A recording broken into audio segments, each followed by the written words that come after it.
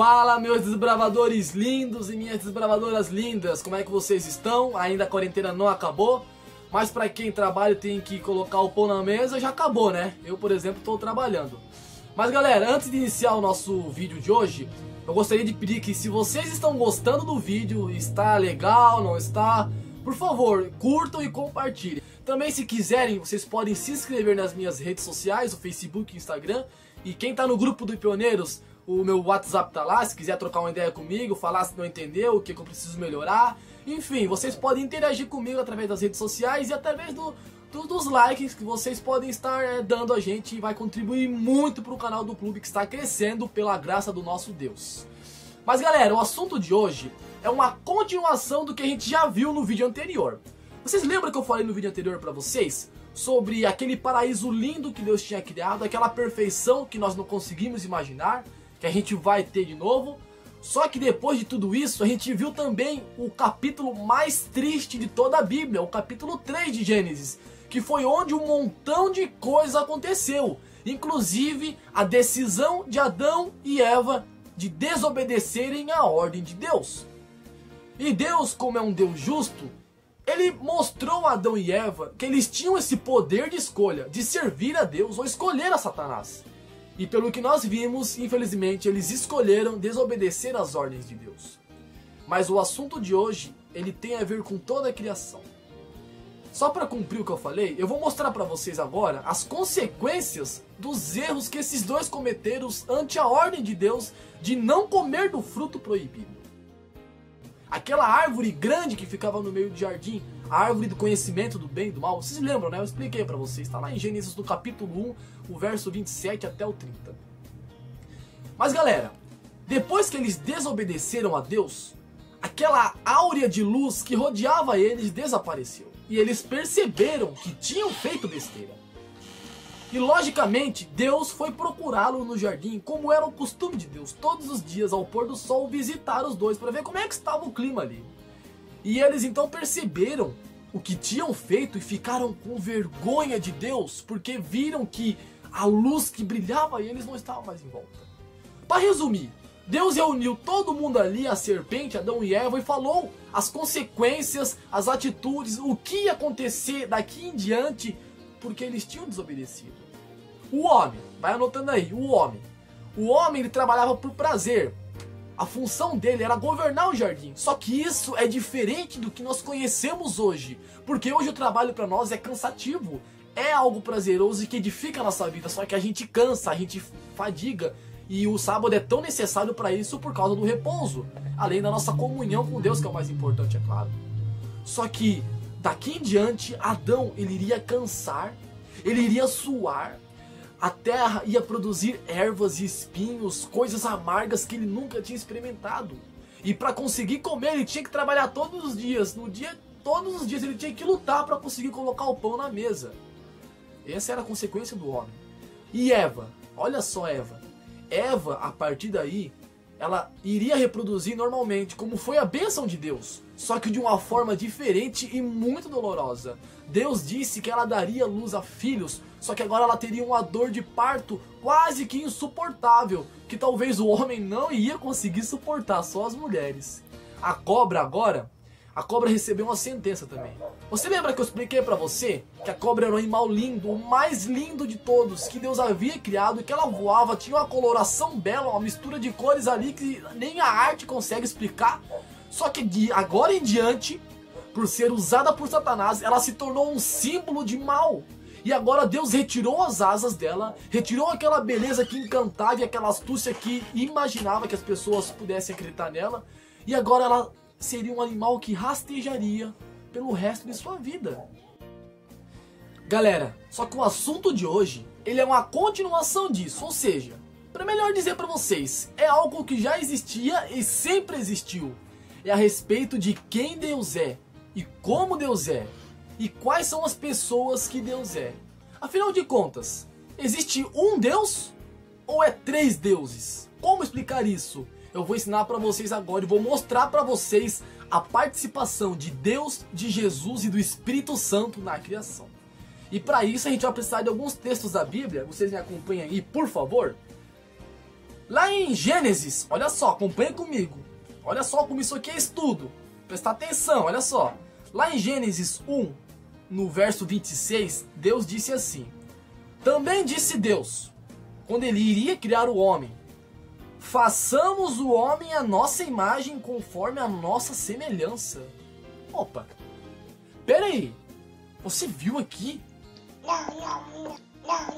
Esse verso nos mostra que aparentemente tinha mais alguém ali com Deus, auxiliando e criando outras coisas junto com ele. Mas a pergunta que nós temos que nos fazer, e que muita gente faz, inclusive alguns estudiosos, pastores, enfim, até mesmo você pode já ter feito essa pergunta para você mesmo, inclusive eu também já fiz. Só que como eu disse para você lá no nosso primeiro vídeo, esse livro aqui é a palavra de Deus, é Deus falando com a gente. Então o que está escrito aqui foi escrito por pessoas e homens inspirados por Deus. Então esse aqui é a voz de Deus. Só que a pergunta é: Gênesis, onde está Jesus? Onde está Deus? E onde está o Espírito Santo aqui na criação? E é a partir daí que nós vamos começar o nosso estudo de hoje. Gênesis, no capítulo 1, Gênesis é o livro das origens, é o começo de tudo, da família, da aliança, do casamento, do pecado. Gênesis é o livro dos começos e é a base para os demais livros da Bíblia.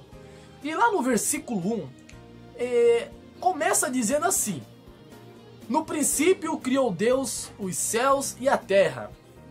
Verso 2: a terra, porém, estava sem forma e vazia. Havia trevas sobre a face do abismo, e o Espírito de Deus pairava por sobre as águas. Pera aí. Nós entendemos aqui que o mundo ele foi criado a partir do nada. A terra ela era uma desordem, não existia nada na terra. E já no começo, no princípio, a Bíblia fala que criou Deus. Criou Deus. Então nós já encontramos aqui Deus. Claramente, Deus já está na criação. E lá quase no finalzinho do verso 2 você encontra uma parte do verso que diz assim: e o Espírito de Deus pairava onde? Aonde? Isso mesmo, por sobre as águas. Então nós já encontramos duas pessoas aqui. Duas pessoas claras. Duas pessoas muito referentes ao céu, à Trindade, a Deus. O Deus, o Pai e o Espírito Santo. Mas Gênesis, falta um. Cadê Jesus Cristo nessa história toda?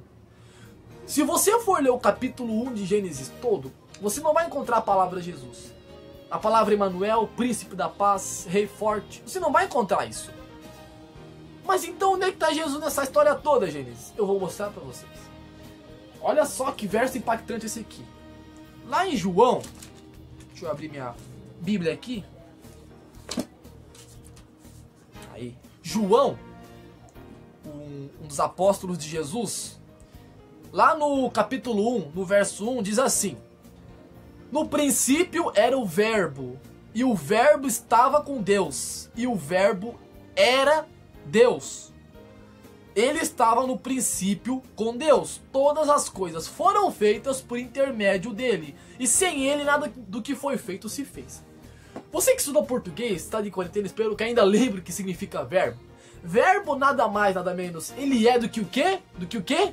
Ele é uma ação resultante de ações que aconteceram antes, ou de algumas outras atitudes. Então o verbo, para simplificar para vocês, verbo o que ele é? Ele é uma ação, é o agir, é a prática, verbo é isso. Mas Gênesis, o que isso tem a ver com Jesus? Eu vou te mostrar. Volta lá, pro capítulo 1 de Gênesis. 2000 anos depois. Capítulo 1 de Gênesis, agora lá no verso 3. E disse Deus: haja luz, e houve luz. Tá, o que isso tem a ver, Gênesis? Já vou explicar para vocês. Verbo ele é uma palavra, certo? Concordam comigo? Verbo é uma palavra que indica uma ação. Verbo é uma palavra prática. Para resumir para vocês, para simplificar. Nunca fui bom em português, mas vocês estão entendendo, né, o que eu tô querendo dizer. Verbo, ele é uma palavra. Correr, estudar, verbo ele é uma ação que você tem que fazer. E aqui no verso 3 e nos demais versos, todas as coisas que Deus criou, existe a expressão na frente: e disse Deus. Onde está o verbo aqui? Disse. Disse, ele é um verbo. Disse é a ação de Deus na criação. Então esse disse aqui é Jesus Cristo. Jesus Cristo é a ação de Deus na criação. Entende o que eu estou dizendo? Jesus Cristo é o verbo. Ele é a prática de todas as coisas. E você leu aqui. Todas as coisas foram feitas por intermédio dele. E sem ele, nada do que foi feito se fez. Então nós entendemos que todas as coisas foram feitas por intermédio de Jesus. Deus falou e Jesus fez. Jesus praticou aquilo que Deus falou. Jesus é o verbo de Deus, é a palavra de Deus. Jesus é a ação de Deus na criação. Então nós já encontramos aqui Deus Pai, Deus Filho e Deus Espírito. Até aí tudo bem, né? A gente poderia encerrar o vídeo, ir para casa e fazer nossas atividades que o vídeo estaria concluído. Mas não. Muita gente me pergunta, Gênesis, tá, entendi que os três estão na criação. Mas é um, é três, são dois deuses? Como é que funciona isso? Eu vou explicar para você de forma prática isso, espero que você me entenda. Vou usar dois exemplos aqui para você. Olha só isso aqui que eu tenho nas mãos. Isso aqui é um ovo, não tá cozido, tá um ovo... Acabou de sair da galinha ali. E esse ovo aqui eu vou explicar para vocês a relação que ele tem com a Trindade, com Deus Pai, Deus Filho e Espírito Santo. Nós chamamos isso aqui do quê? Ovo, certo? Ovo, só ovo. Só que dentro dele existem três coisas que completam ele para nós chamarmos de ovo.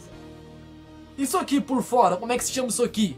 Casca. O nome disso aqui é casca que protege o ovo, e, enfim, tem suas funções específicas. E dentro do ovo nós encontramos outras duas coisas. A parte central, que é chamada de gema, a parte amarelinha ali, e a parte mais clarinha ali, que muita gente usa em outras atividades diversas na culinária, que nós chamamos de clara. Então o ovo ele é composto de três coisas, só que é um ovo. Assim é Deus. Deus ele é composto de três pessoas, só que é um Deus. Estranho isso, né? Pois é, é complexo.